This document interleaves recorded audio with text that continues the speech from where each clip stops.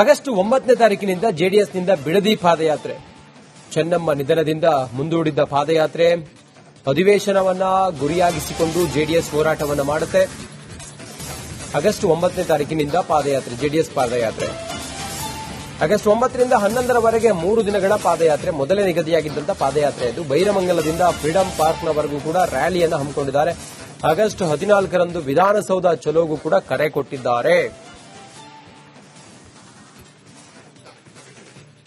ನಮ್ಮ ಪ್ರತಿನಿಧಿ ಚಂದ್ರು ಇದ್ದಾರೆ ದೂರವಾಣಿ ಸಂಪರ್ಕದಲ್ಲಿ. ಚಂದ್ರು, ಮೊದಲೇ ನಿಗದಿಯಾಗಿದ್ದಂತಹ ಪಾದಯಾತ್ರೆ, ಜೆಡಿಎಸ್ ಪಾದಯಾತ್ರೆ, ಈಗ ದಿನಾಂಕ ಬದಲಾಗಿದೆ. ಪಾದಯಾತ್ರೆಯ ರೂಪುರೇಷೆಗಳೇನಾದರೂ ಬದಲಾಗುತ್ತಾ, ಹೇಗೆ?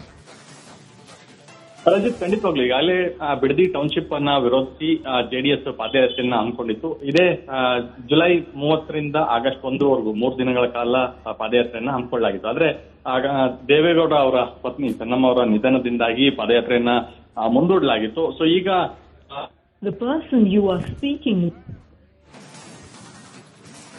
ಓಕೆ, ಬಹುಶಃ ತಾಂತ್ರಿಕ ಸಮಸ್ಯೆ ಆಗಿದೆ. Thank you.